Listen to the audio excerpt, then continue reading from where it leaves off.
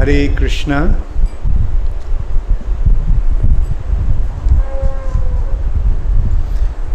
Nana Shastra Vichare Naika Nipuna Sadharma Sanstapako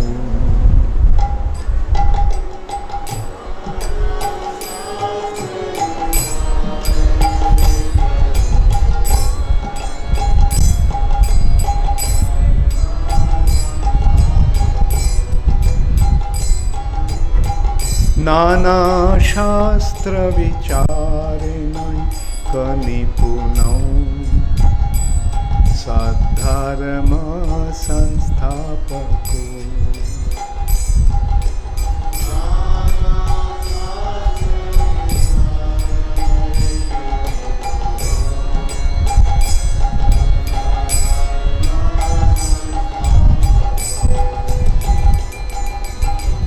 Lokanam hitakarino tribhuvane manno sharana karo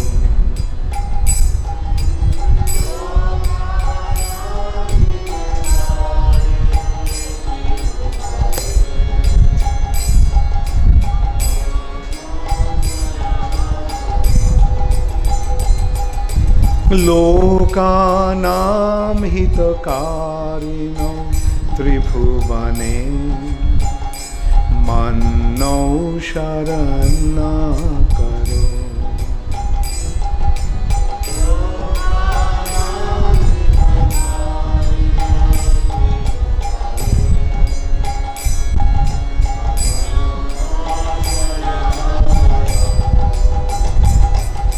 Radha Krishna Padaravinda Bhajana Nandena Mataliko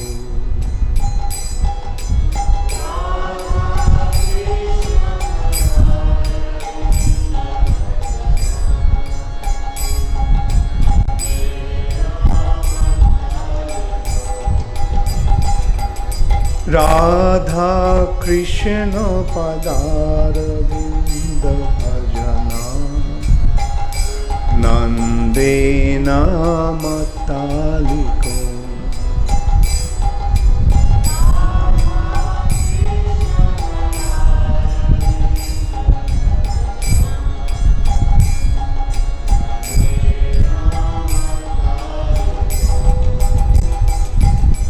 Bande Rupa Sanatano Raghujugo Shri Jiva Gopalako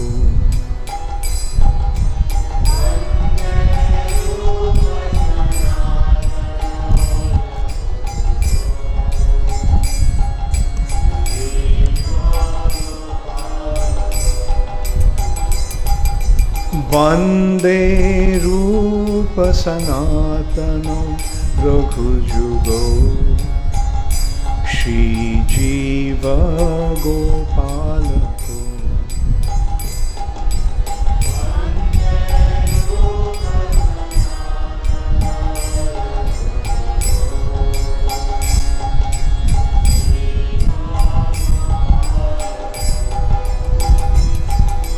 Nana Shastra Vicharenai Kanipunau Sadharma Sanstapako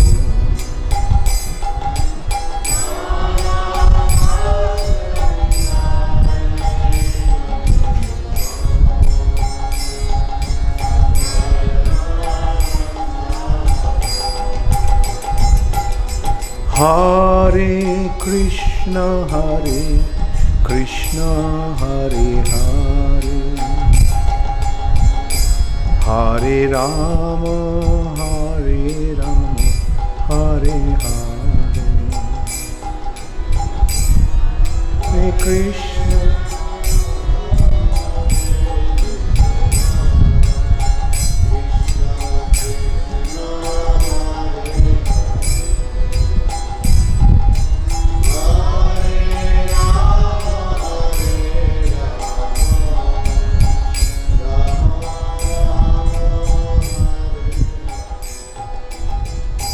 Hare Krishna,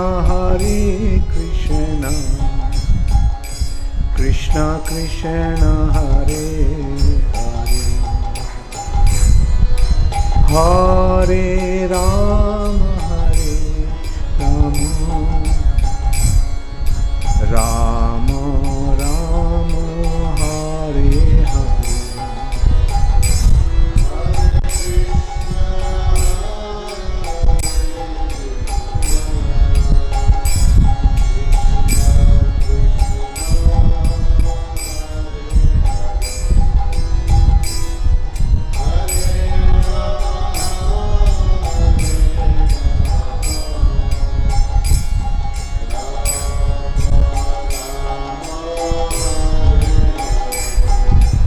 Nana Shastra Vicharin Kanipunam Sadharma Sansthapato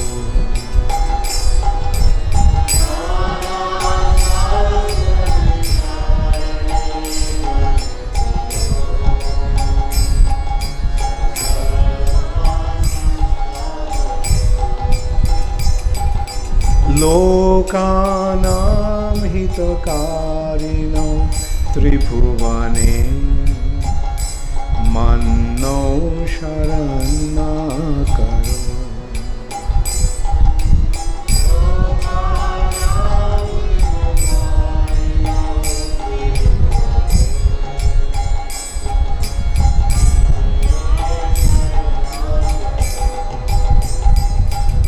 Radha Krishna Padaravind Bhajana Nandena Mataliko.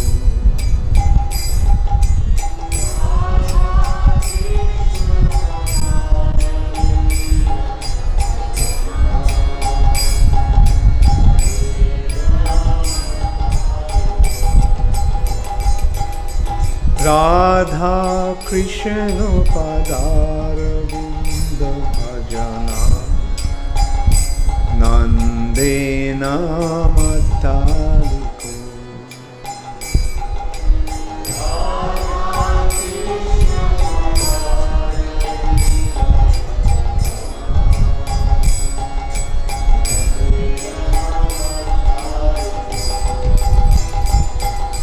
Bande Rupa Sanatanam Raghujugo Shri Jiva Gopalako.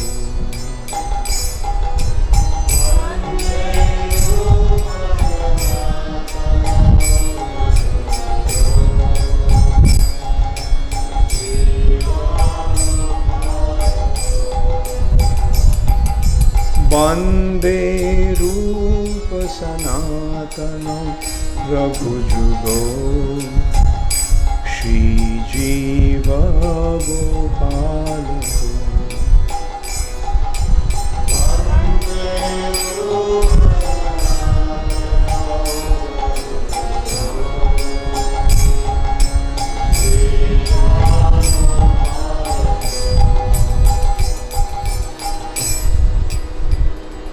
Nama Om Vishnu Padaya Krishna Pristhaya Bhutale Srimate Bhakti Vedanta Swami Niti Namine Namaste Saraswate Deve Gauravani Pracharine Nirvishesha Shunnavadi Paschatya Nishitari.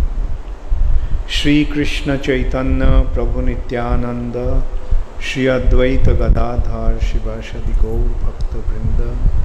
Hare Krishna, Krishna Krishna, Hare Hare, Hare Rama, Rama Rama, Hare Hare. Hare Krishna. So the second session of Brihad Bhagavatamritam seminar. So, as I mentioned this morning, Brihad Bhagavatamritam is actually an elaborate presentation of Srimad Bhagavatam. The essence of Srimad Bhagavatam, the essential teachings, of Srimad Bhagavatam has been presented. And what is the ultimate conclusion? What is the ultimate understanding of Srimad Bhagavatam? The ultimate understanding of Srimad Bhagavatam is Krishna is the Supreme Personality of Godhead. Ete changsha kalapungsha Krishnastu Bhagavan Swayam. The Supreme Personality of Godhead has many incarnations. But Bhagavatam is describing that all these incarnations are amsa or expansions, and kala, expansions of expansions of the Supreme Personality of Godhead. And ete changsha kala pungsha Krishnastu Bhagavan Swayam. Sri Krishna is the original Supreme Personality of Godhead, Swayam Bhagavan. Brahma Samhita also makes the same point. In this respect, it's important to notice that just as Bhagavatam is the expansion, Brihad Bhagavatam is the expansion of Srimad Bhagavatam, Brahma Samhita is the summary of Srimad Bhagavatam.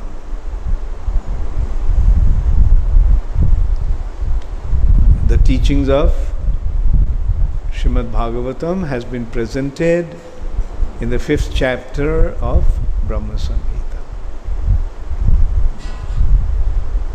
So this point, ete changsha kala pungsha Krishnastu Bhagavan Swayam. Sri Krishna is Swayam Bhagavan, the original Supreme Personality of Godhead. And Brahma Samhita also is making the same point. Ramadi Murtishu Kala Niyamena Tishtan Nanavataram Akarod Bhuvaneshu Kintu Krishna Swayam Samabhavat Paramah Pumanjo Govindam Adipurusham Tamaham Bhajami. Ramadi Murtishu, Ram Adi, Lord Sri Ramchandra and others like Nrsimha, Varaha, Kurma, they are Ramadi Murtishu Kala Niyamena Tishtan, is the expansion of the expansion. Kintu Krishna Swayam Samabhavat Paramoh Pumanjo. But Krishna is the original Supreme Personality of Godhead. Brahma Samhita in this respect is making another very beautiful point. Through the verse, Deeparchirevahi dasantaram abhupetya Deepayati vibrito hetu samana dharma. Just as one lamp lights different other lamps.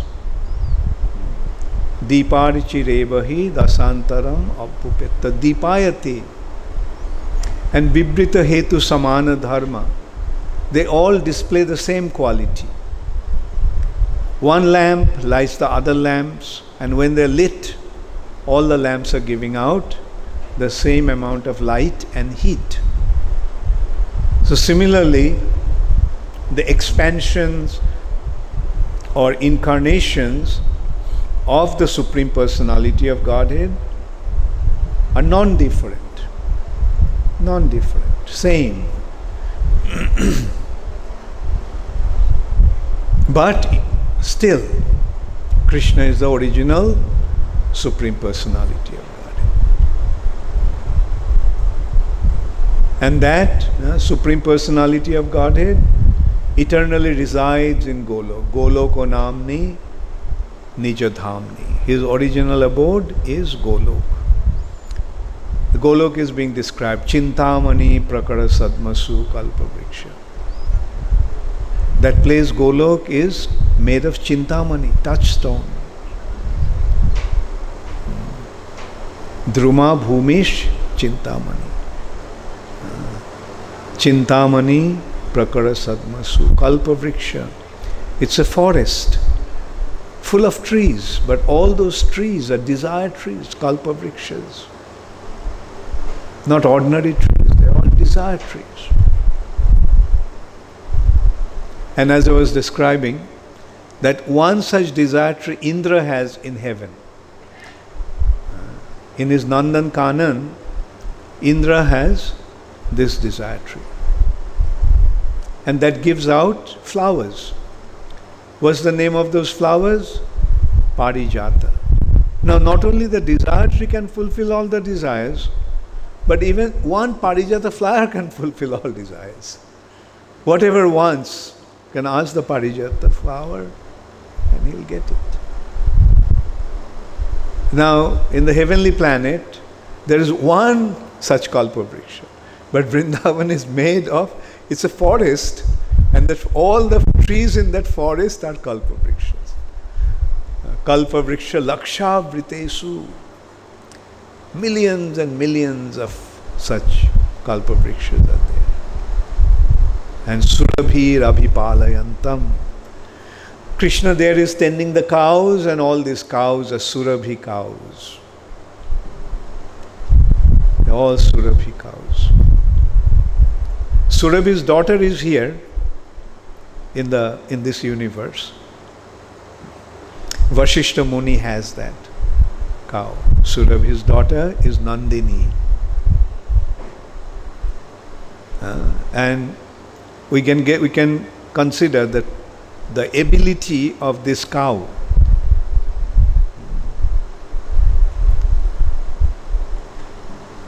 Do you all know the story of Nandini and Vashishta and Vishwamitra?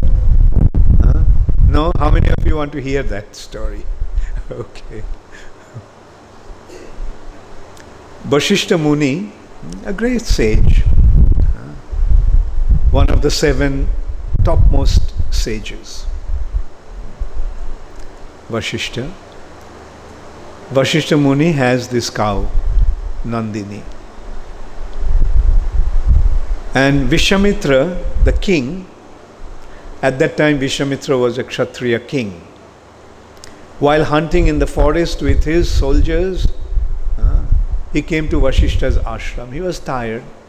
Seeing him, Vashishta said, "Please go take your bath and I'll arrange for some lunch for you." So Vishwamitra thought, in the forest, what kind of lunch they'll arrange? Maybe some fruits and some roots at the most. But after taking the bath, when they came, they found an elaborate dinner has been arranged, not only him, but all his entourage, all his soldiers and all his accompanying personalities. And such an arrangement that Vishwamitra, although he was a king, he couldn't even imagine. He was surprised to see that. Like all golden plates and golden bowls, golden glasses.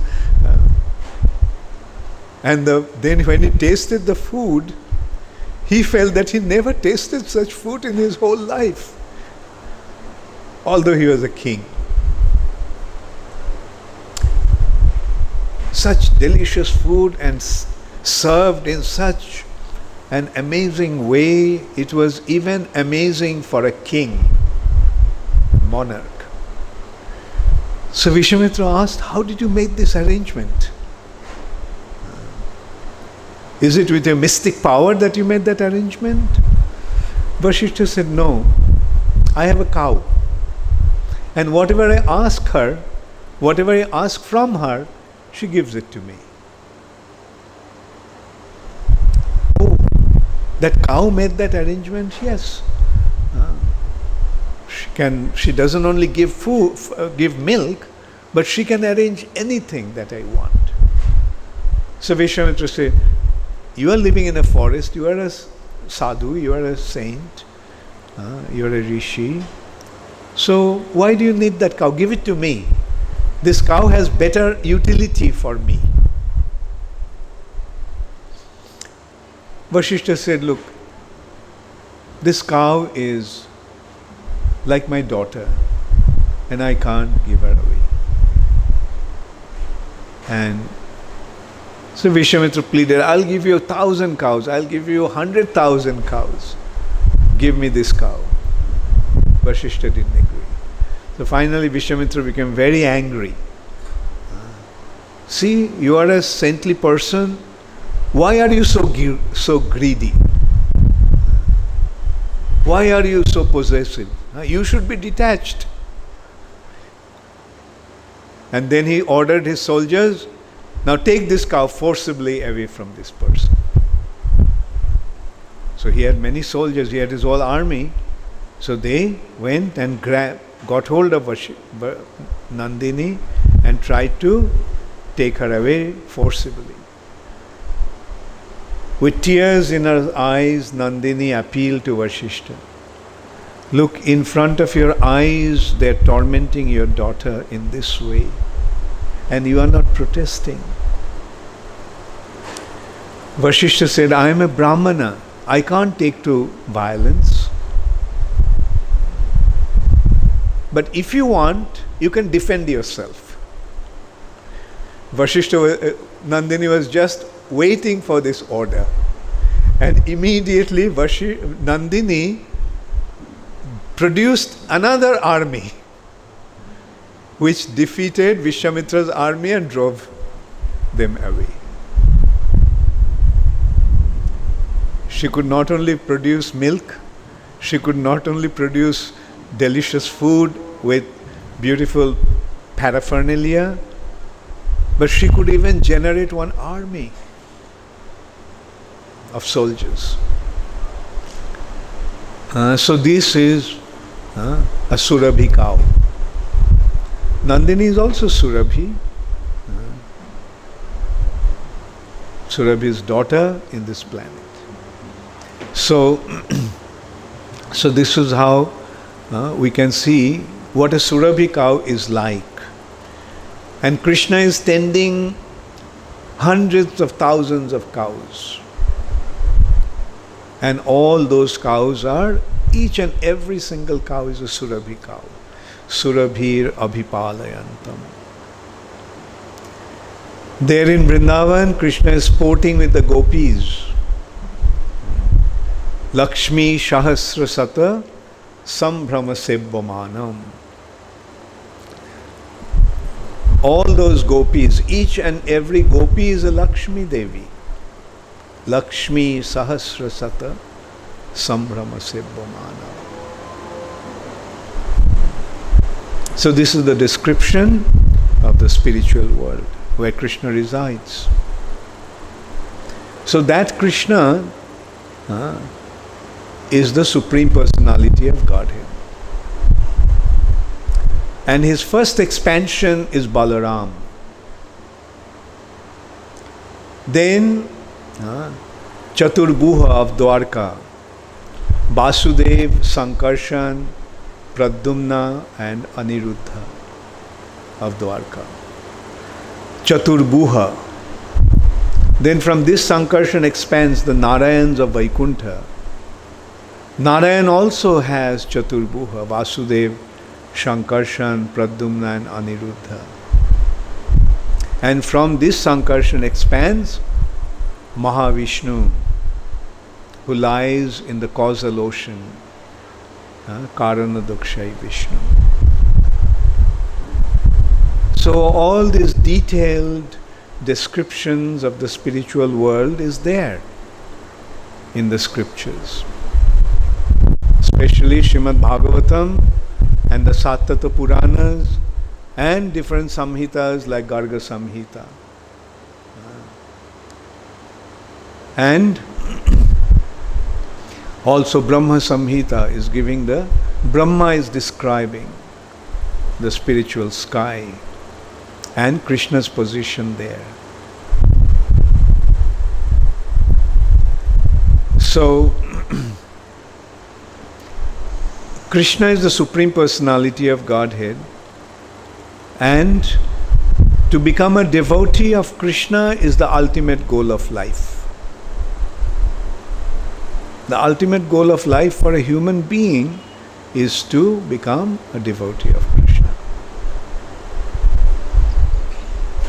And when one develops that devotion for Krishna, his life becomes successful. Athato Brahma Jigyasa. It begins with that.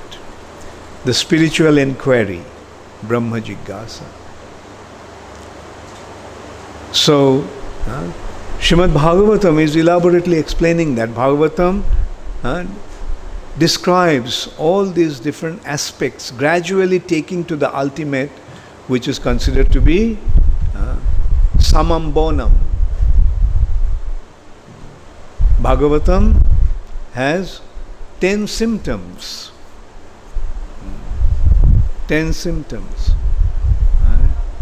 Swarga, Visharga. Creation. Just as I mentioned, creation begins. Mahavishnu lies in the causal ocean, and as he breathes, from his breathing comes each universe. When you breathe underwater, what happens? Bubbles are generated. So each bubble that is caused by Mahavishnu's breathing is an universe. And then he expands in each of these universes, Brahmanda, as Garbhodakshai Vishnu. The inside of that bubble was empty. So he filled up half of that with water from his body. From his body he generated water, and he filled up the half of the universe. And then he lies there on the bed of Ananta Shesha. From his navel comes out one lotus, and Brahma, the first created being, is situated on that lotus. So this is the initial aspect of creation, Sarga, primary creation. Then Visarga.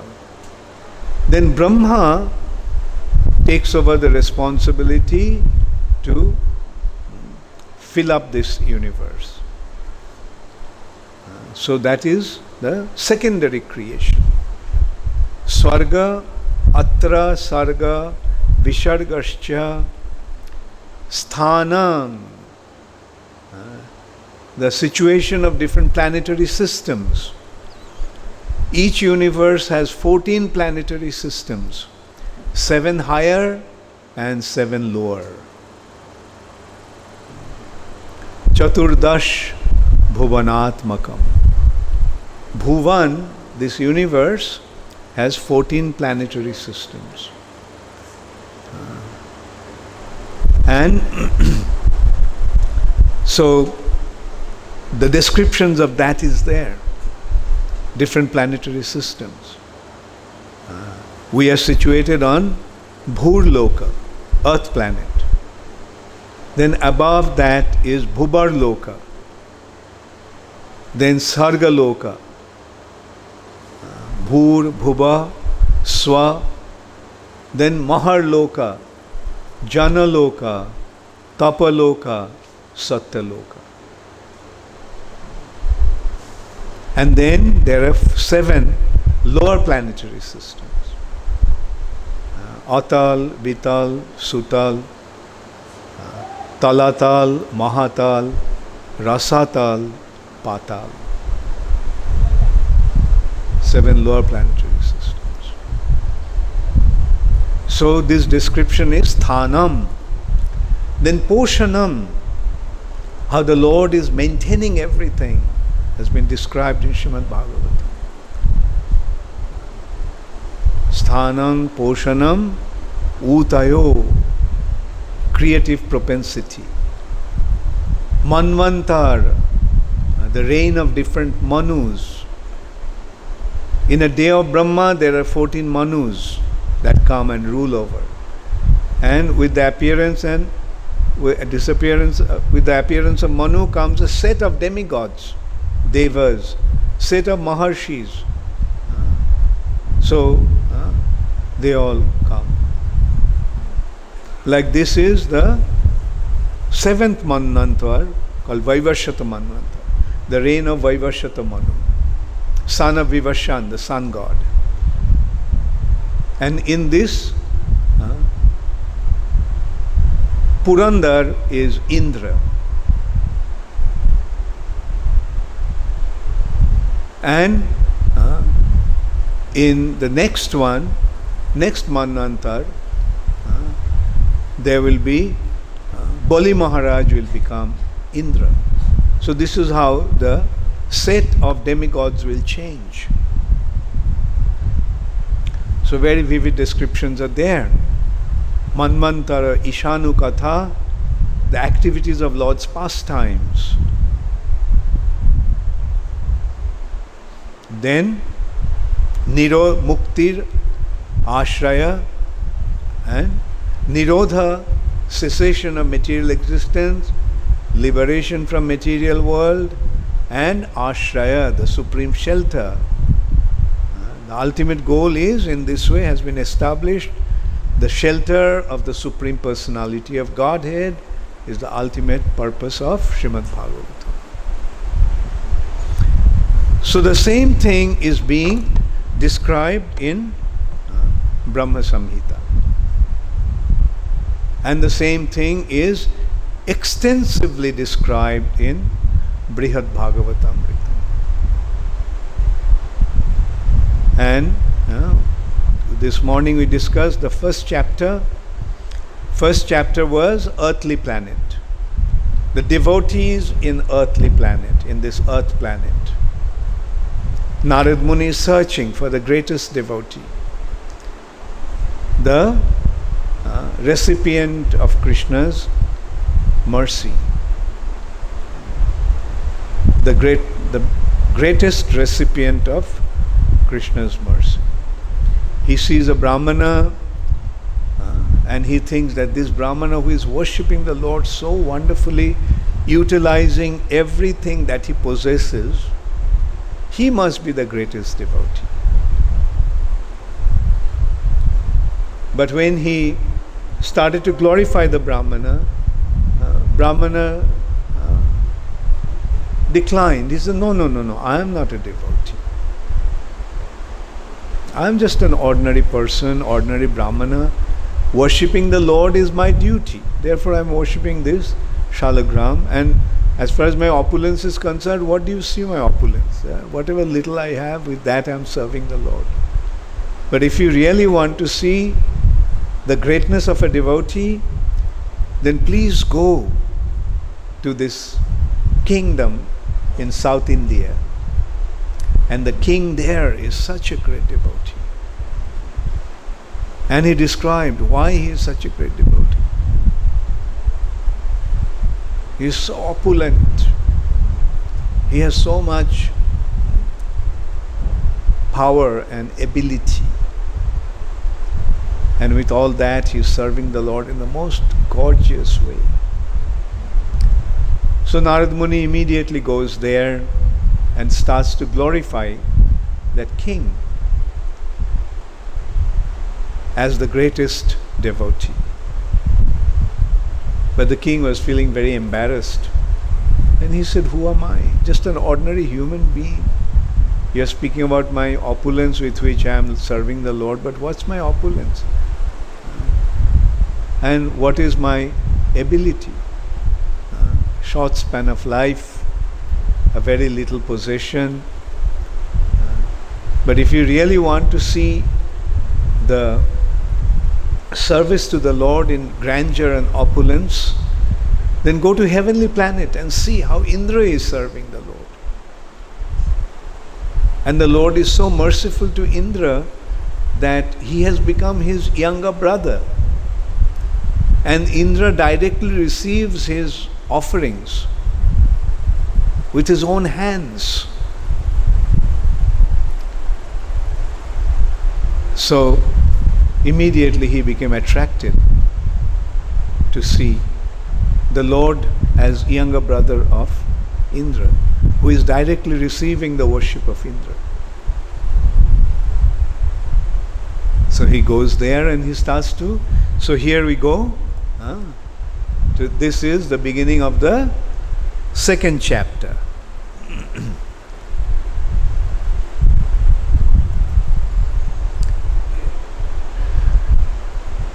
So, when Narad Muni heard about the description of heavenly planet, how wonderful the demigods are with their brilliant, effulgent bodies, endless life, inconceivable power, and their king is Indra, so powerful, so capable, so opulent. So he immediately goes there. Narad Muni has the ability to travel anywhere he wants, and that also is the speed of mind. Speed of mind means Narad Muni just wants to be somewhere and he immediately transported there. What a wonderful ability. So this is how the great devotees acquire inconceivable mystic power. So after praising the great king, Narad Muni made his way to heaven. There in the assembly hall, he saw Lord Vishnu in all his brilliance, surrounded by hosts of demigods. He was decorated with sandalwood pulp, various beautiful ornaments and garments, and a garland made of varied flowers from desired trees, parijata flowers as I was mentioning, sitting comfortably on the back of Garuda. He was worshipped with celestial offerings. Brihaspati and other exalted sages praised his glories. Brihaspati and other sages were singing the glories of the Supreme Personality of Godhead, present there as the son of Mother Aditi Vamandev.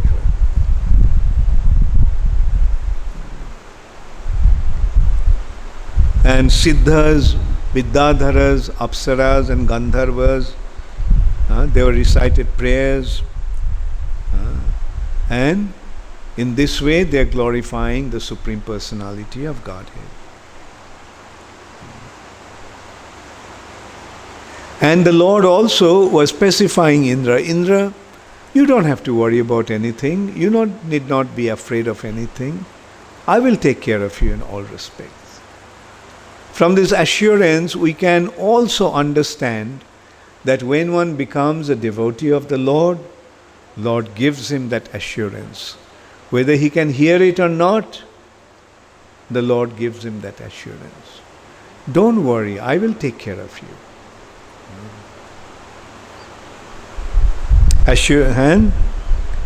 He assured him not to be afraid of the Daityas, and the Lord is there always to protect him. And constantly chanting the glory of the Lord, Indra described the great joy and ways of the Lord had helped him in the past. Indra, in response, described, oh, yes, my Lord, you have saved me in so many situations. Like one after another, I had so many calamities. So many demons have attacked me. Bali Maharaj attacked me, took over my kingdom, but you came and rescued. You took away kingdom of Bali from Bali and gave it back to me. You protected me from the onslaught and attacks of Vritrasura. In this way, Indra also started to describe how wonderfully Lord had protected him time and time again.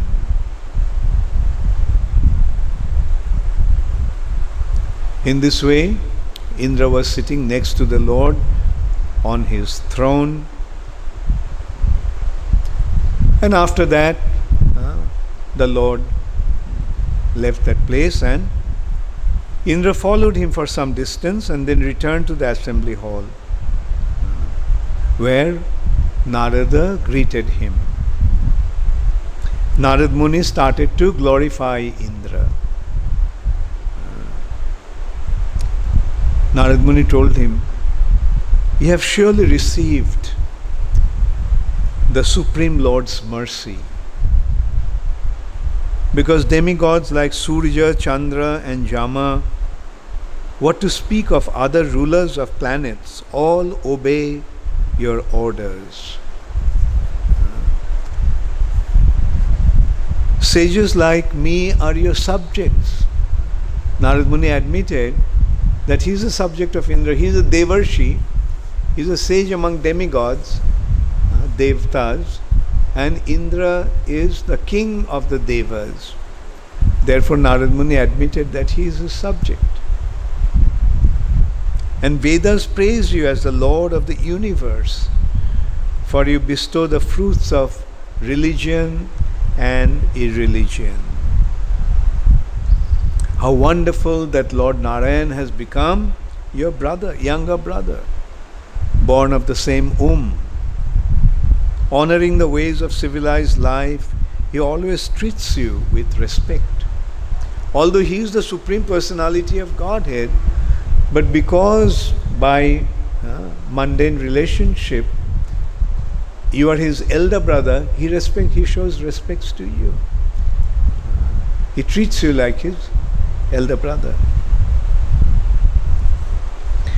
In this way, Narad Muni started to glorify Indra, and Indra, after receiving Narad Muni, accordingly, in a very humble way, he said, "My dear Narad, expert in the arts of Gandharvas, why are you making fun of me?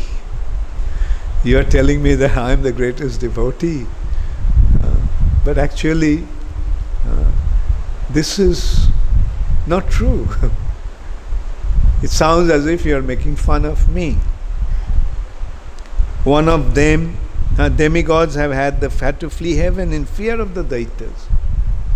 The Daityas attacked, and so many times the demigods had to run away from heavenly planet.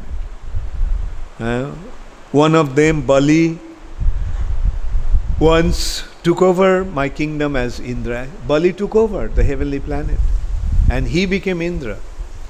And he appointed different Daityas as Surya, Chandra, Varuna, controller of different affairs of the universe. And what was happening? All the demigods were driven away. They're hiding in different places. So, and then seeing Indra's distressful condition, Aditi performed Payavrata ceremony. Payavrata, Brata, vow. And as a result of that, Vamandev appeared, and Vamandev took away heavenly planet from Bali Maharaj and gave it back to Indra. And Indra said that that was actually not an honor, but it was an insult. For my sake, the Lord had to cheat Bali Maharaj. He had to tell lie to him. He went to Bali Maharaj and said, Bali Maharaj was performing a yajna. After the yajna, he was distributing whatever anybody wanted. And this Brahmana boy comes, a small little boy. And just seeing that boy, Bali Maharaj's heart melted. Who is this boy? And he felt that for his sake I can give everything away. And Bali Maharaj asked the Brahmana boy, so tell me, my young boy, what do you want? He said, all I want is 3 steps of land. Just 3 steps of land. You have come to Bali, who is famous for his generosity. And from him you're asking just 3 steps of land? About 7.5 feet land or 9 feet land? He said, yes, that's sufficient. That's 3 steps of land is good enough for one to lie down. So all we need is just to lie down. What is the need for anything else? No, you ask for something else. You ask for the land, you can ask for cows, you can ask for gold, you can ask for anything. Bali Maharaj, this Brahman, Sir Baman Dev said, you see, the more we want, the more we become greedy. Therefore, it is better not to ask for anything. Just be satisfied with whatever we got. Be satisfied with the bare minimum. Because once you allow yourself to get more and more, then you'll find that there is no end to it. So finally, Bali Maharaj agreed to fulfill the desire of this Brahmana boy. Bali Maharaj's guru, Shukracharya, he felt something is wrong. The Brahmanas generally are greedy. Now this Brahmana boy wants just 3 steps of land. So he told Bali, don't grant him that boon. I suspect he is Hari himself, Narayan himself. He has come to deceive you. His favorite Narayan, Hari is favorable to the demigods.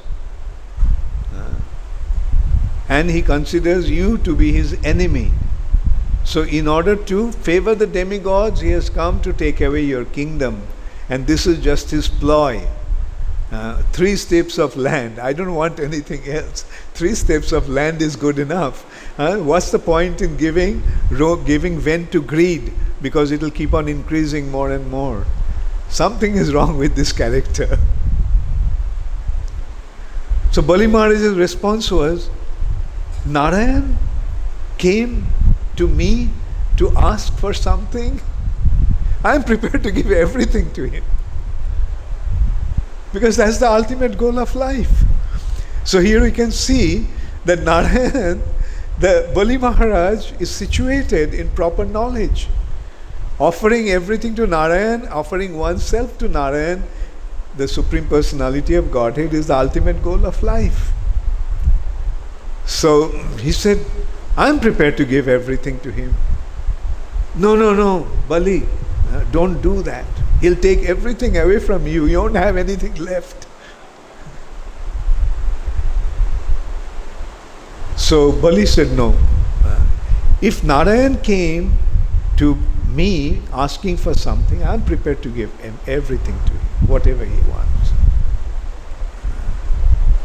Now, before granting the boon, one has to do achaman, take water and sip it to cleanse his vocal channel.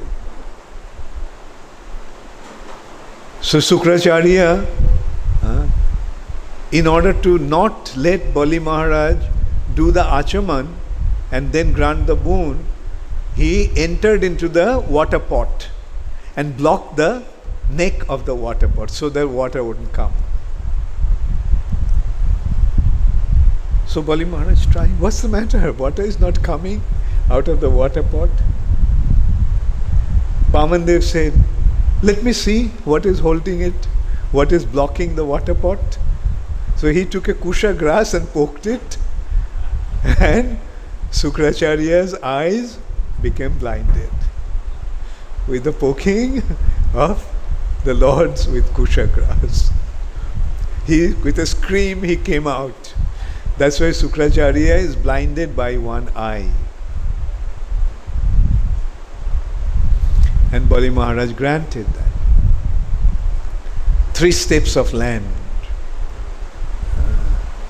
With 1 step, he covered all the 14 planetary systems. The next step, he covered the entire space. So much so that his toe touched the outer covering of the universe. And because his toe touched the outer covering of the universe, that covering cracked. And the water from causal ocean came down, washing the feet of the Lord. Vamandev's feet was washed by that water, and that is how Ganga came to this world.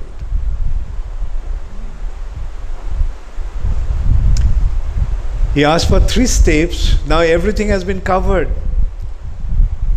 with just 2 steps. Where shall I put my 3rd step?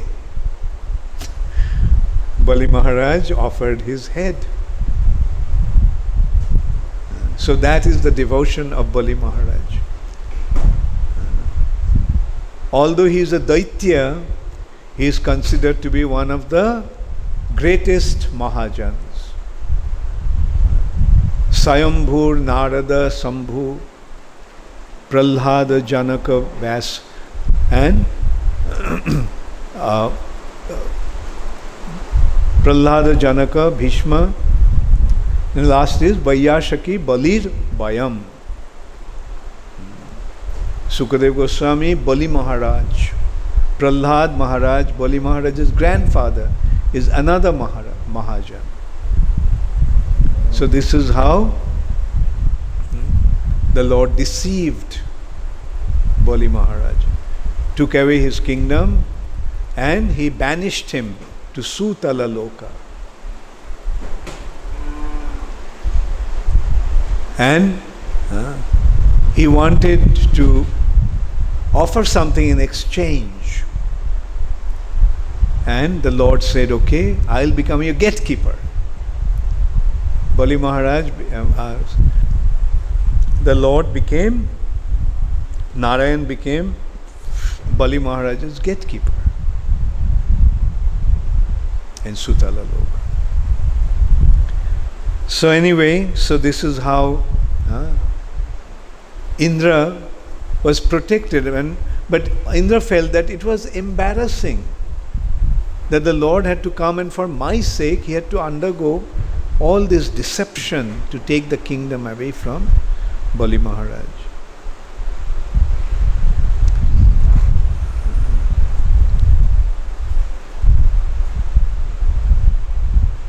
And Indra admitted that we residents of heaven are tainted with faults like rivalry and jealousy. And for such acts as killing Brahmanas, we get entangled in the reactions of sin. So this morning the question came up, in Sargaloka, the heavenly planets, the demigods are sinless. But yes, they can commit sin, and as a result of that sin, they lose their right to stay in the heavenly planet. And that's what happened. Like Tashta, Indra killed Tashta, and as a result of that, he had to acquire sin. Although he distributed those sins to different aspects of the creation, but after all it was sin and he had to suffer.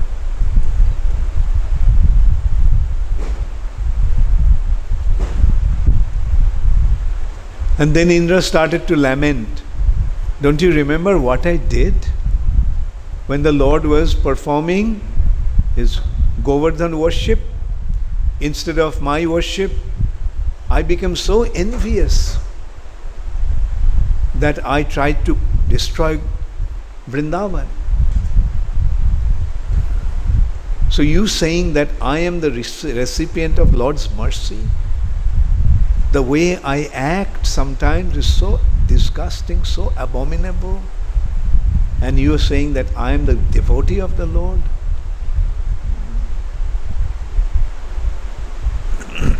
When the Lord was entreated to kill Vritra, was devouring the 3 worlds, the Lord responded indifferently, merely sending me on his behalf. He did not go.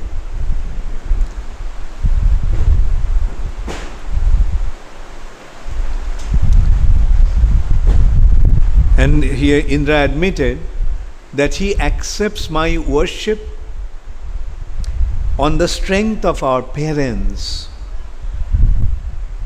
Our parents' devotion actually qualifies us to receive some of his mercy. It's because of my parents, their devotion of Kashyapa and Aditi, that the Lord bestows his mercy, whatever little mercy he displays, bestows upon me.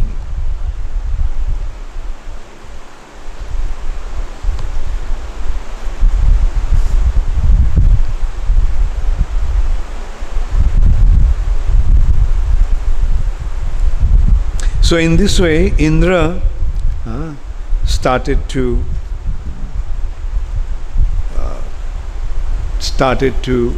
admit that he is not such a great devotee. Then he started to admit the real great devotee, real recipient of Lord's mercy is Brahma. And he started to describe why Brahma is the greatest devotee.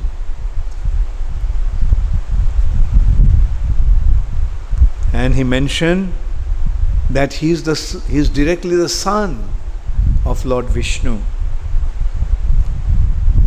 He came directly from the Lord's navel. And the duration of his life is so great that in a day of Brahma, 14 Indras like me come and go. In one day of Brahma, 14 Indras come, 14 Manus come, and along with the Manus, as I mentioned, comes a whole entourage, Manu's group of demigods, Indra, Chandra, Varun, the Sapt Rishis, and so forth. So, and this is how Brahma's lifespan is 1000 Chaturjuga. In 1000 Chaturjuga, 14 Indras come and go. And the same is the length of his night. 1000 Chaturjuga, Brahma's day, 1000 Chaturjugas, Brahma's night.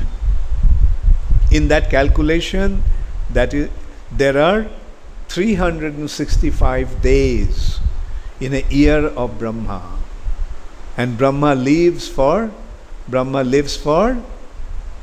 100 such years. That is the span of Brahma's life.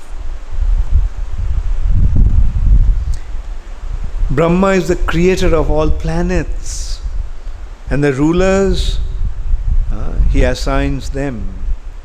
He is the world's chief protector, the dispenser of fruits of karma, and at the onset of his night, the destroyer of the world.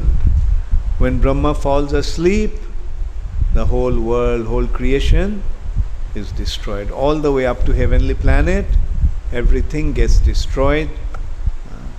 The higher planetary systems like Maharloka, Janaloka, Tapaloka and Satyaloka are not destroyed, but the residents of those planets fall asleep.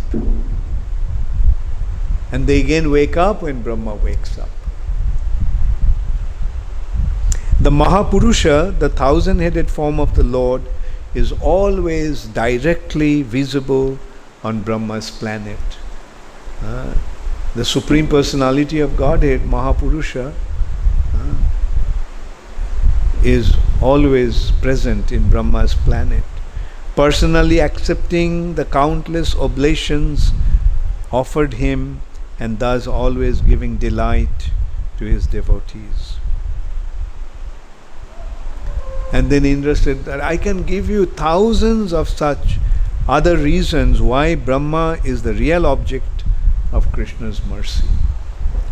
So hearing that, Narad Muni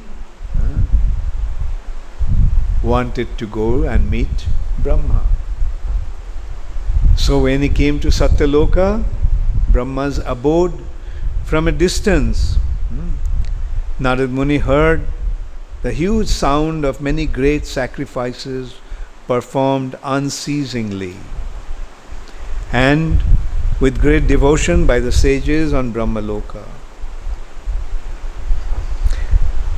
And he saw among them the Mahapurusha, the Supreme Personality of Godhead, looking very much satisfied with their sacrifices and decorated with crowns and matted locks.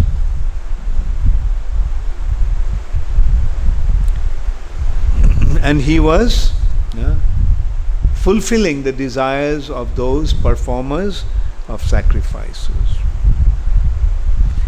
To enliven lotus-born Brahma, the Lord consumed all the items offered to him, placing them in his 1,000 mouths with his 1,000 hands. After awarding the performers of the sacrifices the benedictions they desired, Lord Mahapurusha went to his sleeping quarters as Goddess Lakshmi massaged his feet, and he entered into his pastimes of sleep. At the Lord's request, Brahma then instructed his sons to continue the sacrifices while he went to his own royal court to deliberate on the management of the universe. Then Narad Muni started to glorify Brahma. Narad Muni said, "It is you who have truly received the mercy of the Lord Hari. After all, you are the master of all masters of the living beings of the universe and grandfather of all the worlds. You alone create, maintain, and devour the 14 worlds. You forever rule the universe, and you are known as the self-born." So in this way, Narad Muni started to glorify Brahma, but Brahma became very upset with Narad Muni. Because Narad Muni is Brahma's son. So Brahma kind of checked his anger. He became angry, but he controlled his anger. Hearing what Narad was saying, and rebuked Narad. Narad, on what authority do you speak like this? That I am the recipient of Krishna's mercy. I am not the recipient of Krishna's mercy. Haven't I constantly taught you from your childhood? Since you're a little boy, from your young age, didn't I tell you never to speak like that? Because Narad Muni considered Brahma to be the supreme. And Brahma then actually instructed Narad, no, I am not the supreme. Krishna is the supreme personality of Godhead. So glorify him. Recognize him. I am only his servant.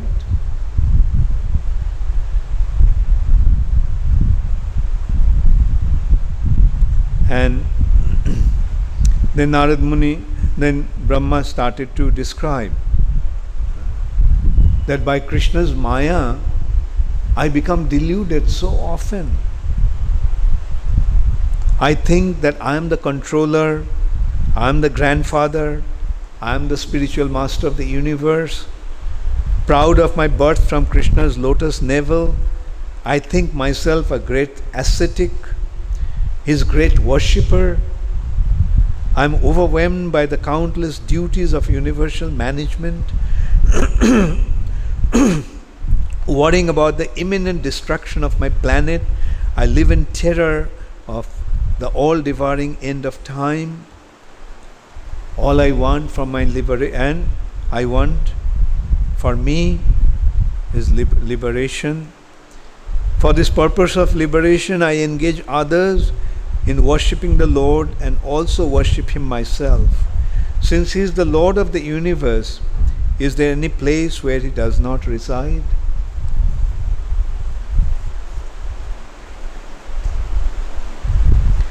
And you are saying that He directly accepts my sacrifice. He accepts my sacrifice. He accepts the sacrifice offered to me to promote Vedic teachings and show special favor to the sacrifices themselves.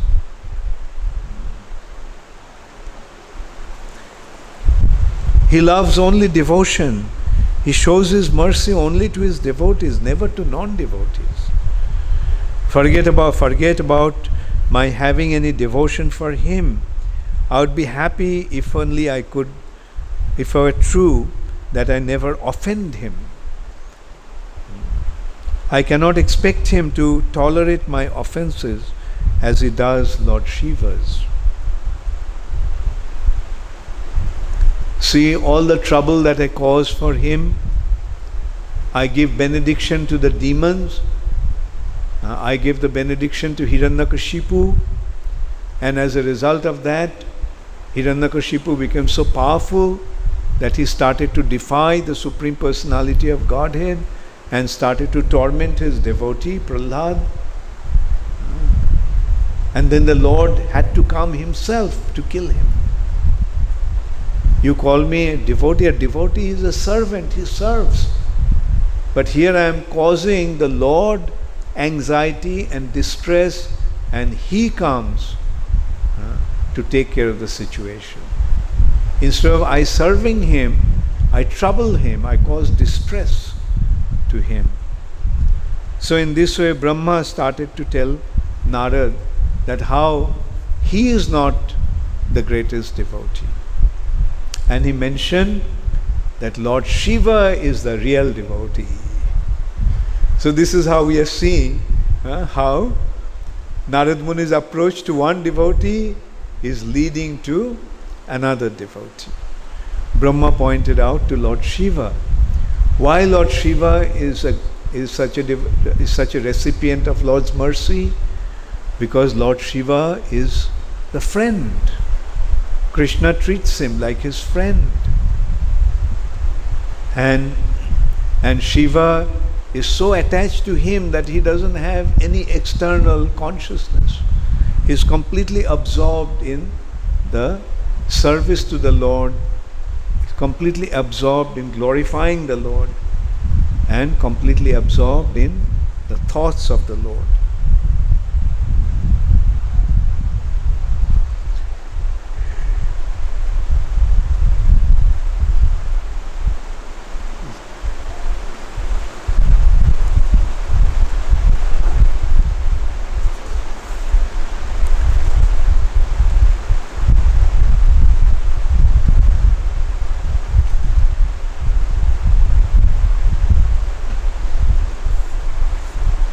Brahma also mentioned to how he actually offended the Lord by stealing his cowherd boys and the cows.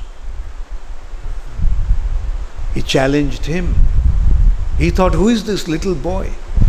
I was so proud of my position as Brahma that I failed to recognize the Lord when He was performing His pastimes in Vrindavan. Brahma saw that this little boy, just 7 years old at that time, no, not even 7 years old, Krishna was 5 years old at that time, 5 going to 6, and he killed this terrible demon Aghasura. Aghasura was so powerful that even the demigods couldn't control him, couldn't kill him. Rather, demigods, just by hearing his name, they would tremble in fear.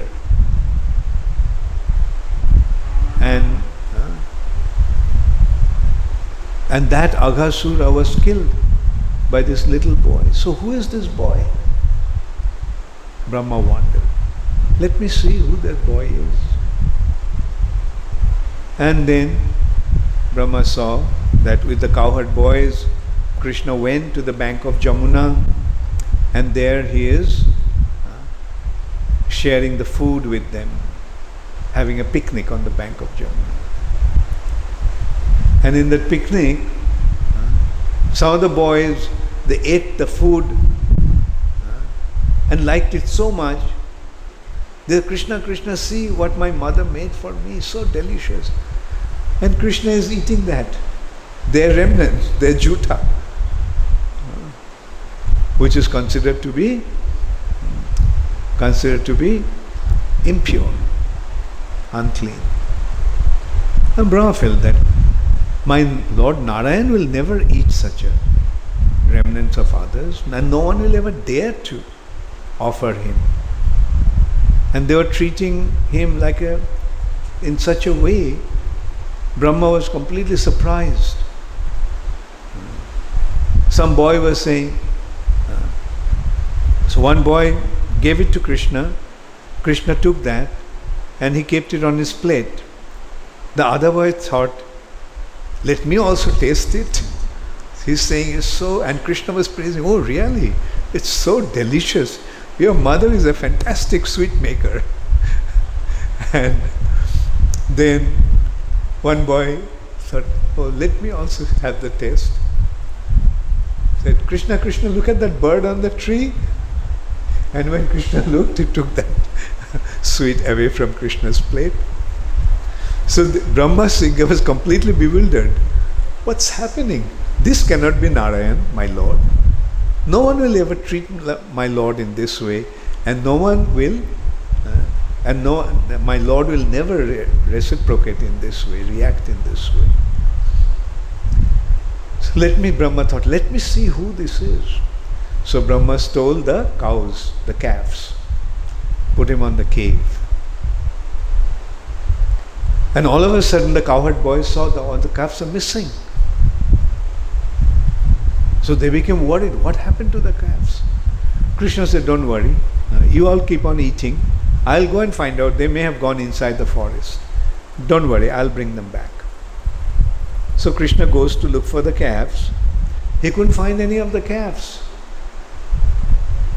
And now when he came back, he found all those cowherd boys are also finished, also gone. So Brahma stole the cowherd boys also. So Krishna then realized, oh Brahma, you're trying to check me out? Okay, check me out. So immediately expanded himself into all the cowherd boys and into all the calves. Brahma put those cowherd boys and the calves in a cave, blocked the mouth of the cave, and as he turned, he found all the cows and all the cowherd boys were there, having the picnic in the same way. Brahma looked back. What happened? And all the cows and the cowherd boys are fast asleep in the cave. Brahma put them into Yoga Nidra. Now he looked back again. Then he sees all these cowherd boys and all the cows are expansions of Krishna. They all are Narayan. In place of the cowherd boys and the calves, Brahma saw Narayan. So he realized his mistake. My God, what did I do? I offended my Lord. So in this way, Brahma felt so guilty that I have offended my Lord. And he was saying that I am the recipient of his mercy.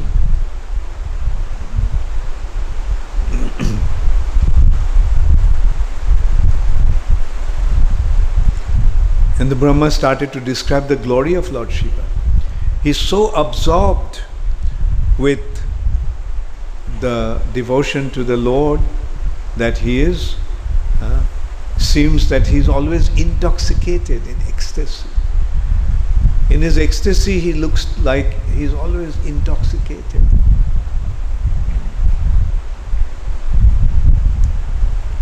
He moves about like a madman. He doesn't care for anything. He doesn't even care to dress himself. He doesn't care to even have a home. He lives under a tree in a crematorium. And on his head he carries Ganga, because Ganga is carrying the dust from the lotus feet of the Lord. He's such a great devotee.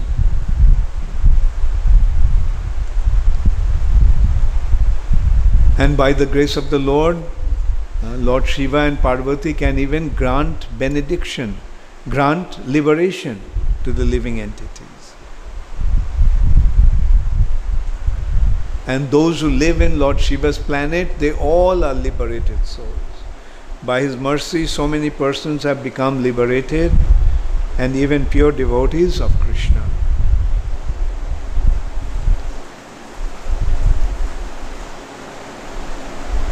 So in this way, he started to glorify Lord Shiva, and Brahma started to tell that actually the Puranas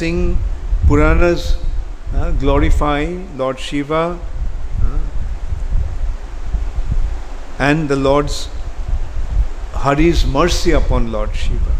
You surely know all of this and more.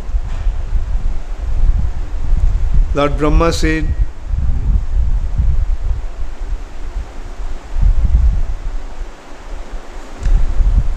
in this way, Brahma started to glorify Lord Shiva as the greatest devotee. And then Narad Muni then wanted to go and see Lord Shiva.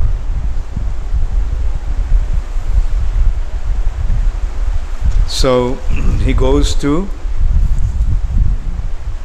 the abode of Lord Shiva, and in this way he goes to the Kailash, the abode of Lord Shiva, and started to glorify him. Well, actually, see, Brihad Bhagavatamritam is very vast, so I am wondering how am I going to cover it. Practically out of 2 sessions, I have only come to the 3rd chapter. Now, the first part only has 7 chapters. So anyway, let me quickly go through this one, the 3rd chapter. So in this way, Narad Muni goes to Shiva Loka, who just finished worshipping Lord Shankarshan. And in ecstatic love, Lord Shiva was dancing and loudly singing the glories of his Lord, while his associates were playing instrumental music and shouting Jai Jai. With great affection, he praised his assistants like Nandishwar, as well as the goddess Uma, who was expertly clapping her hands. Narad Muni came closer, hoping to touch the dust of the lotus feet of Lord Shiva. But when Lord Shiva realized that Narad is about to touch his feet, he jumped out and he forcibly embraced Narad Muni.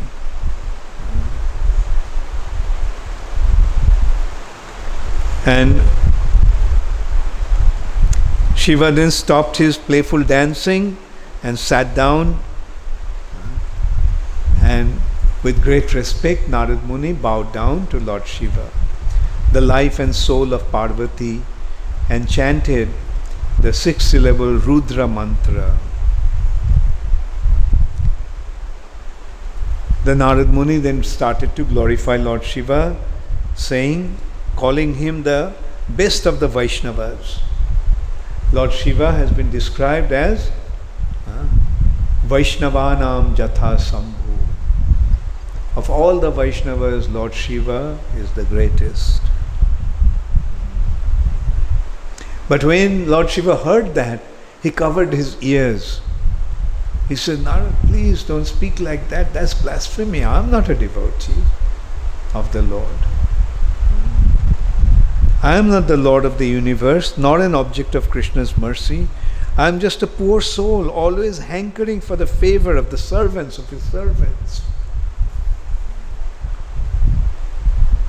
And Lord Shiva is such a great devotee that he is always glorifying other devotees. It has been described why Lord Shiva is smearing his body with the ashes. It is the ashes of the Vaishnavas that he smears in his body.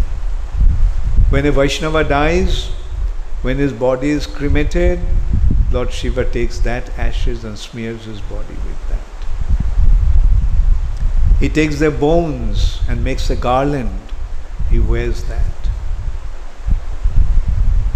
So this is how Lord Shiva is always, as he is saying, that he is trying to receive the mercy of the Vaishnavas.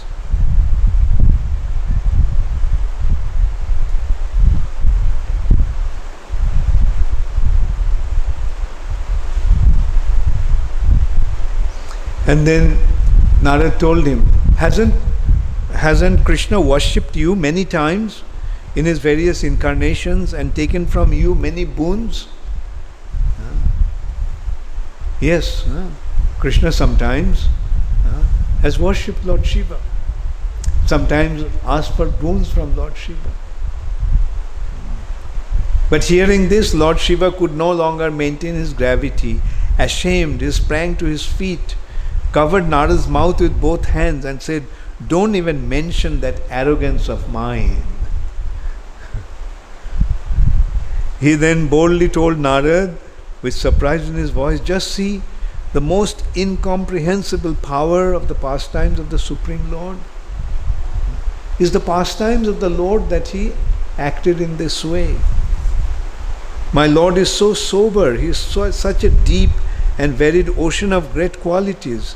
Even though I have committed many kinds of offenses against him, he still does not reject me.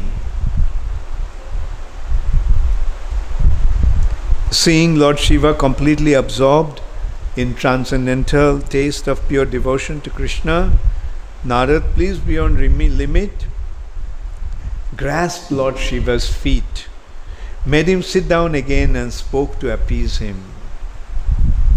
Narad Muni said, you are so dear to Lord Achyuta. Is it possible that you could ever offend him? Though people sometimes see what they think are your offenses, he never sees them at all.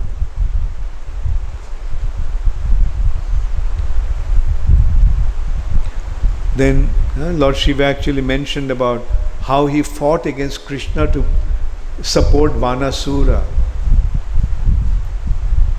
and how he also sided with Kashiraj when Krishna fought with him. And he admitted that I became so bewildered, I failed to recognize him.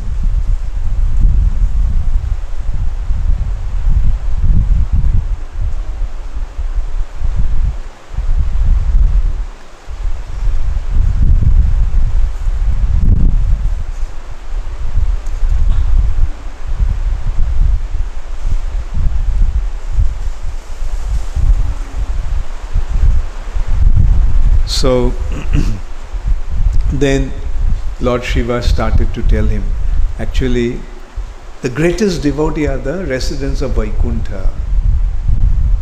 And he started to glorify the residents of Vaikuntha. The Lord is always with them. They are the greatest devotee. They are Lord's constant companion. They reside with the Lord. They have the same form as the Lord. And they are always receiving the mercy of the Lord in such a wonderful way. Hearing that, Parvati told that yes, among the residents of Vaikuntha, Lakshmi Devi is the greatest devotee. And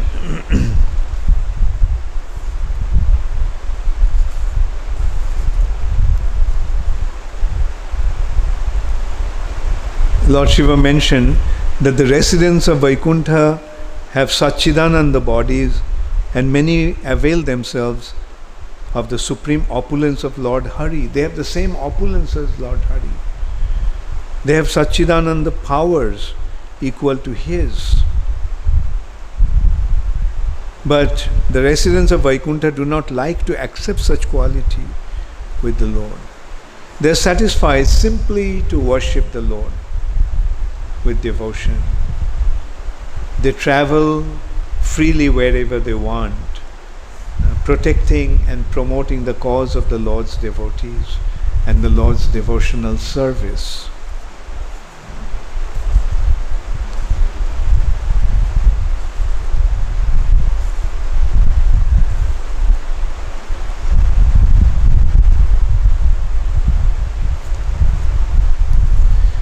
So then, when Parvati started to describe that Lakshmi Devi is the greatest devotee, goddess of fortune, then Narad Muni wanted to go to Vaikuntha. But then Lord Shiva stopped him. And he told Narad,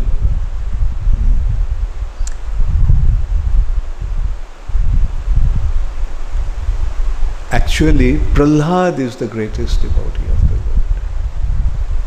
And he started to describe.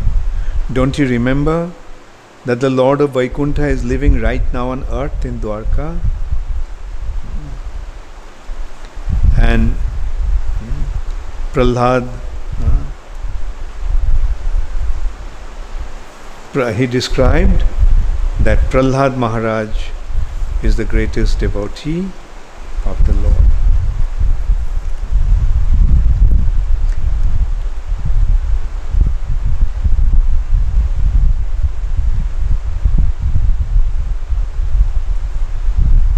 He considered him to be the Lord's most beloved devotee. But what more about this can I say in the presence of Gauri, the close friends of Goddess Lakshmi? Go quickly to Shutala, offer Prahlad your countless blessings, embrace him and tell him, I embrace him again and again. Unfortunately, that best of saintly persons will not tolerate our bowing down to him or praising him. If you want to avoid getting into trouble, do not neglect this fact.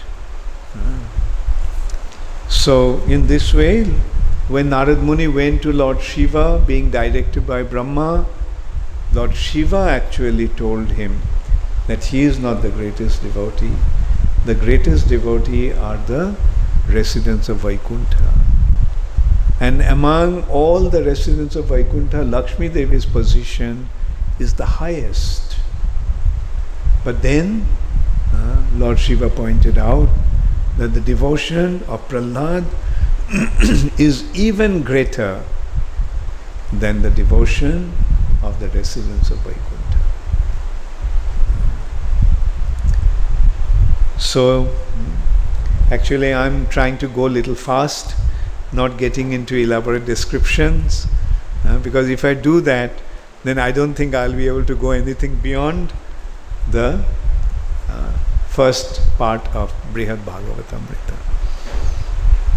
Now, Brihad Bhagavatamritam, how many of you have the copies of Brihad Bhagavatamritam, which has been translated by Gopi Paranadhana Prabhu, our very dear God brother? And that Brihad Bhagavatamritam has 3 volumes. Now, first part is 1 volume. And how many pages each volume has? Each volume has about 1,000 pages. Some even has 1,100 pages. So first part has 1 volume and second part has 2 volumes. So anyway, I will try to cover the first part tomorrow so that I can have 2.5 sessions for the second part. Does anybody have any question? I keep some time for the questions because I've seen many devotees have many questions, and these question answer sessions are very important. From the writing I can make out this is from Udayananda Prabhu. Hare Krishna. 14 Indras and 14 Manus during one day of Brahma. Are there also 14 Chandras, Surjas, Vayu, etc. during one day of Brahma? Then it would seem only Lord Brahma and Lord Shiva are the only ones who live for the entire lifespan of the universe. So none of the demigods are eternal. No, the demigods in the heavenly planets are also, they live a long time. Only at the time of annihilation they go back. Like annihilation also are of mainly 2 types, partial annihilation and total annihilation. There are again various partial annihilations also. Like for example, at the end of the yugas, there are annihilations and a new yuga begins. Satya, Treta, Dapar, Kali, and again Satya begins. That's a partial annihilation. Another partial annihilation is at the end of Brahma's day. At Brahma's night, everything dissolves. Like all the way up to heavenly planet, they all dissolve. But the upper planetary systems, like Maharloka, Janaloka, Tapaloka and Satyaloka, they don't get destroyed. But the sages from Maharloka, at the time of annihilation, such heat is generated that they cannot stay in Maharloka. So they go to Janaloka. And at the time of Brahma's night, they fall asleep. And when Brahma wakes up, they also wake up. And then ultimately every living entity from the universe leaves this universe at the end of Brahma's life. Then the universe dissolves. And as you asked, yes, when the cycle changes, Manu's cycle change, the whole set changes. The whole set changes. Indra, Chandra, Varun, new set comes. In that respect, we give an example of in a factory, the way shift changes, and every shift has a foreman, right? The leader of the shift. And so Manu is the foreman. And just as in a factory, different machines there, one machine man goes, the other machine man in a shift takes over. So different responsibilities are taken over by different personalities, different demigods. Yeah, you have any question? So those are 14 different spirit souls, right? Yeah. 14 different persons. And 14 different sets of individuals. Right. Okay. Yeah. But so they don't live for the entire lifetime of Brahma. They live. That doesn't mean they die at that time. They leave their position. they fall back to earth? No, they remain, most of them remain in the heavenly planet. But like say for example, the shift changes, but that doesn't mean that at the end of the shift, the machine man dies, right? So Indra, Chandra, Varun, they continue to live. They don't die. That's not the end of their lives. They just live there on the planet, and then someone else. They remain in the heavenly planets. They switch. They just change their position. So they only work for some years. Yeah. Like say for example, Bali Maharaja is now there. He's in Sutala Loka. In the next Manvantar, Bali Maharaj will become Indra. Yeah. So the people that rise to heaven, Prabhupada says that's meant for 60,000 years in the Bhagavad Gita. 60,000, sometimes a million years. Those are not the demigods, they're just residents of heaven. Yeah, the residents of heaven, their living entities, they're elevated there due to their pious deeds. By acquiring pious activities, they're elevated there. But when their pious activities are finished, kshine punne marta lokang vishanti. When the when their piety is finished, then they come back to the earth planet, fall down to the earth planet. So Prabhupada says the demigods are mixed devotees, not pure devotees. Yeah. Motivated by Mainly karma mishra bhaktis. Yeah. Thank you. Hare Krishna.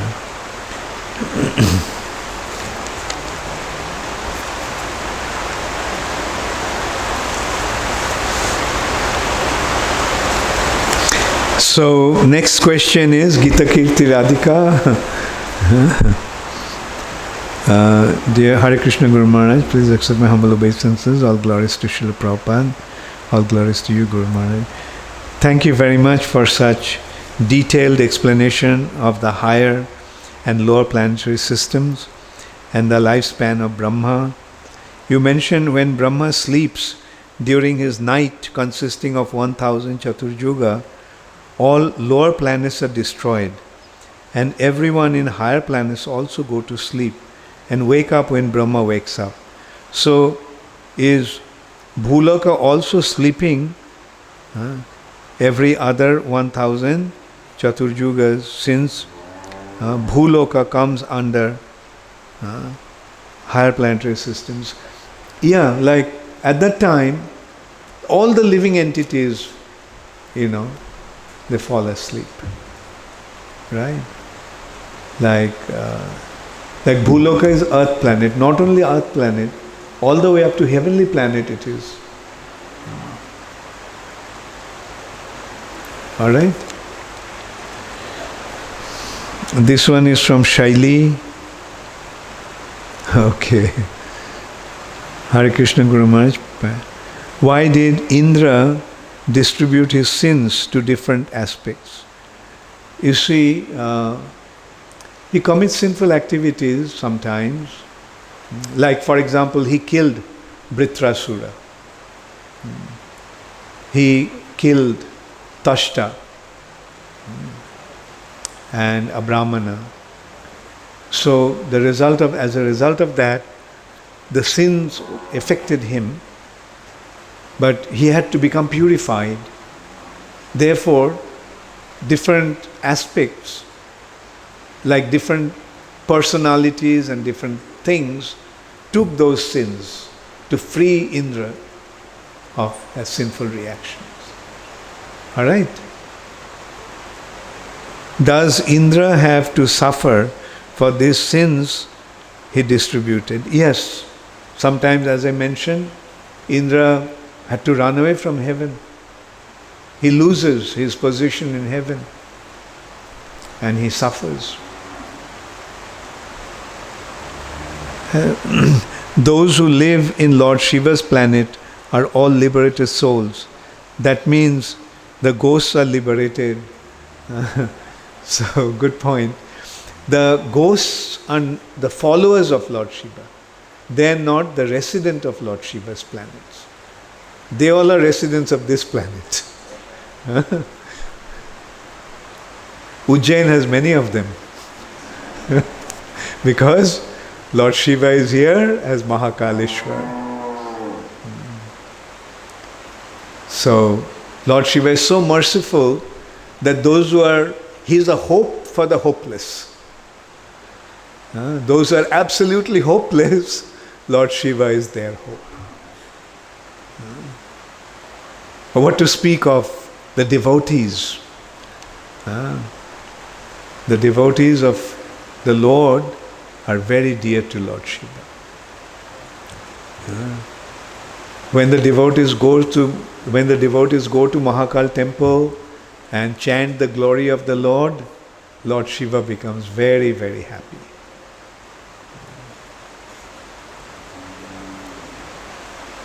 Hare Krishna. Some more questions?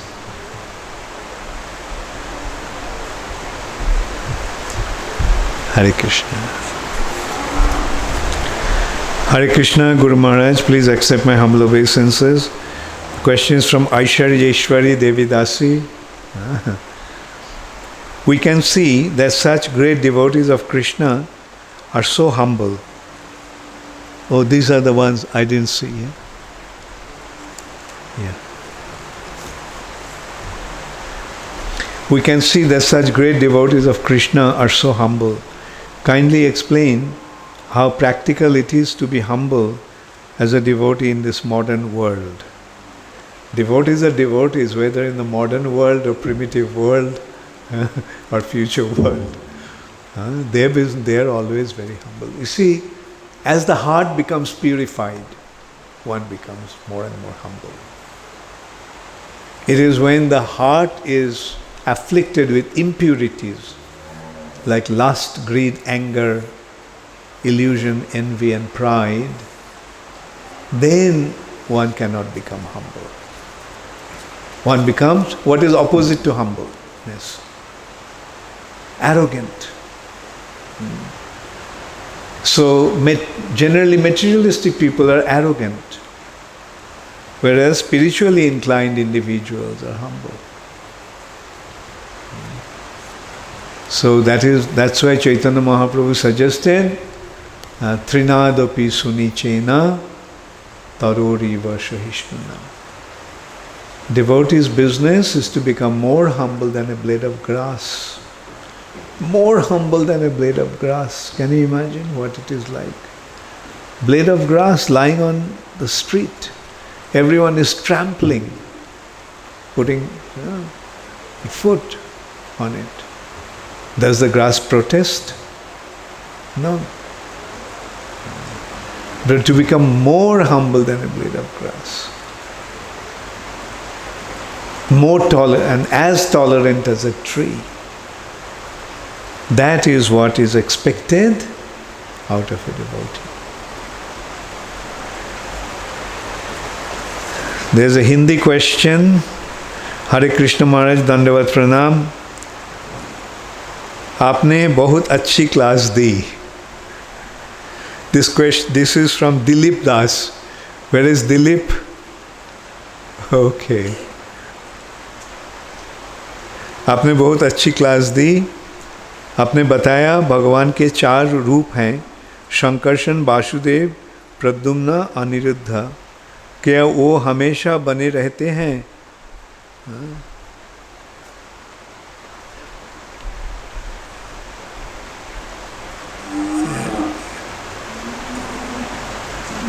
तो किसके बाद भी एलस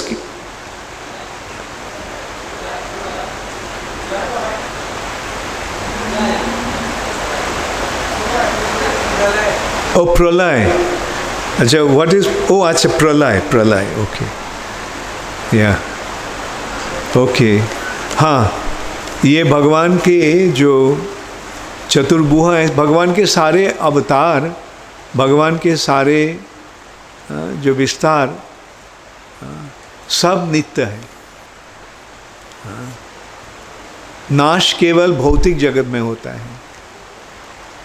आध्यात्मिक जगलोक में, वैकुंठ धाम में, चिन्मय जगत में कभी नाश नहीं होता है.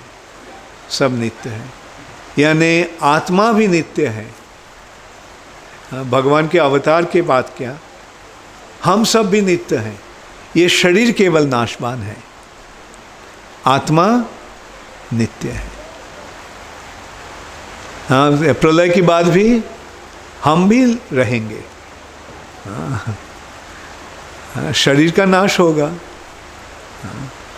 मृत्यु किसका होता है दिलीप? मृत्यु किसका होता है? अच्छा, तो शरीर में जीवन क्यों रहता है? शरीर में जीवन क्यों रहता है?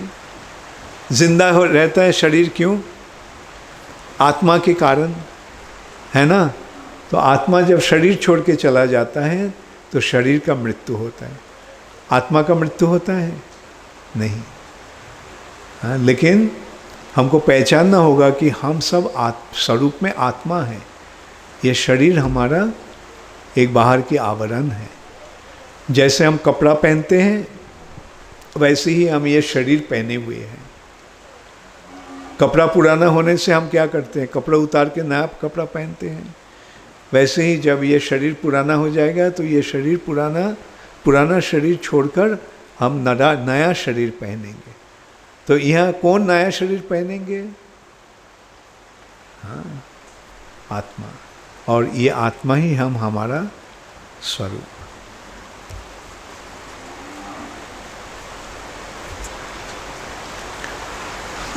There is a question from Shubham.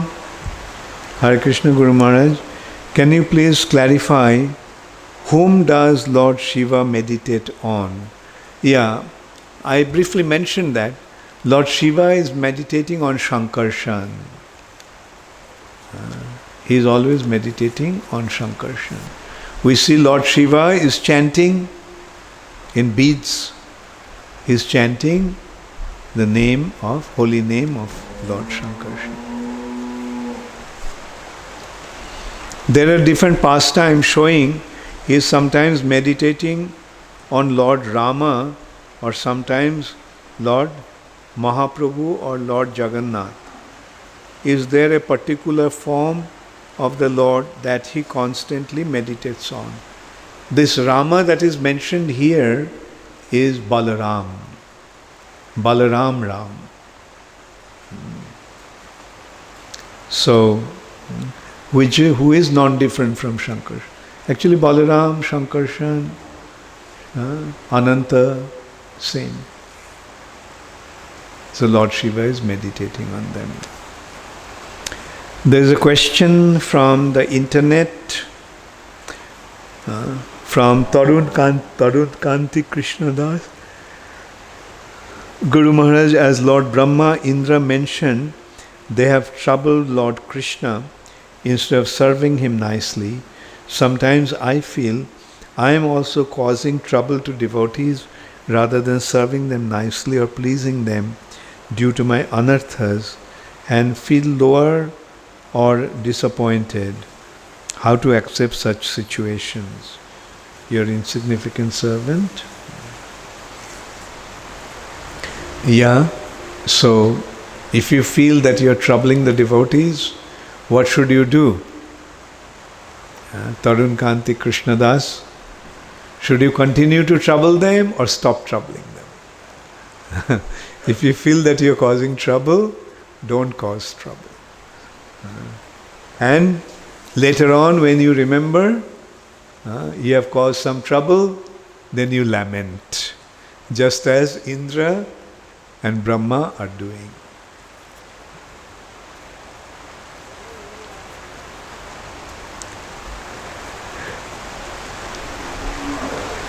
Bibhu Chaitanya Das, main matter of Gita is middle sixth chapter according to analogy of a book with covers on both sides.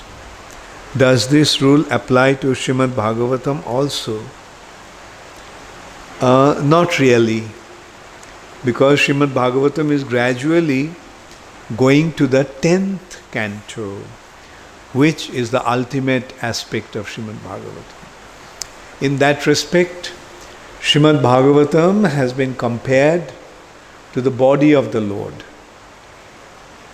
12 cantos of Srimad Bhagavatam are 12 limbs of the body of the Lord. First 2 cantos are his lotus feet. Third and fourth cantos are his thighs. Fifth canto is his abdomen. Sixth canto is his chest. Seventh and eighth cantos are his arms. Ninth canto is his neck. 10th canto is his face. 11th canto is his forehead. And 12th canto is his head. So in the body comprising of 12 limbs, which part is most important? How do you recognize a person? By seeing his hand? By seeing his feet? Yeah, you can. If his feet are lotus feet, then you can recognize him. But the way to recognize a person is by seeing his face.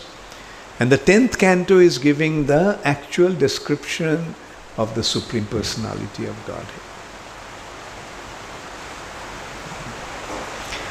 Hare Krishna, all glories to Srila Prabhupada. Oh, another question is there. Devashish Krishna.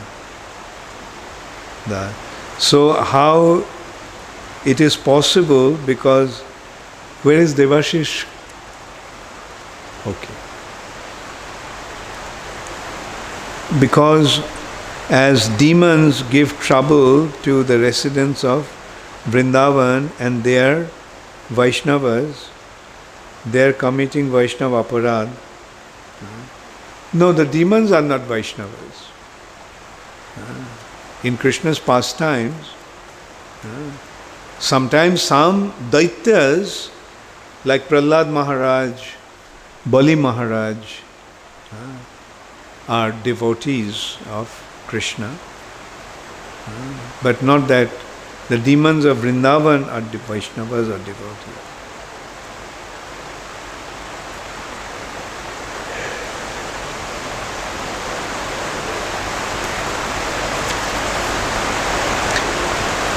Oh, I see.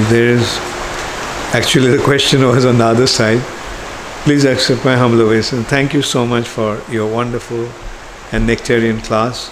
My question is, as you mentioned in morning session, that all demons of Krishna's pastimes went to Vaikuntha or liberated. Not all. Some went, some did not. Like as I mentioned, Keshi is there, Kaliya is there, Arishta is there. So this is how some demons who are in Krishna's pastimes, in the earthly pastimes, they were elevated to Vrindavan. But not all. Now next question, I'll take this as the last question for today.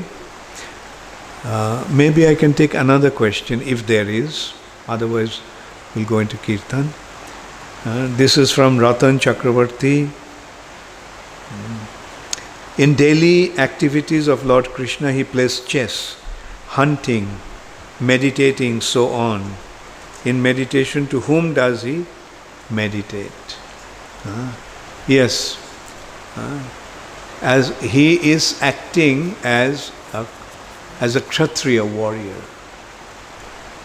That's why sometimes he plays dice, sometimes he goes to hunt, and in the morning it has been described when Krishna gets up, he meditates. He meditates on himself.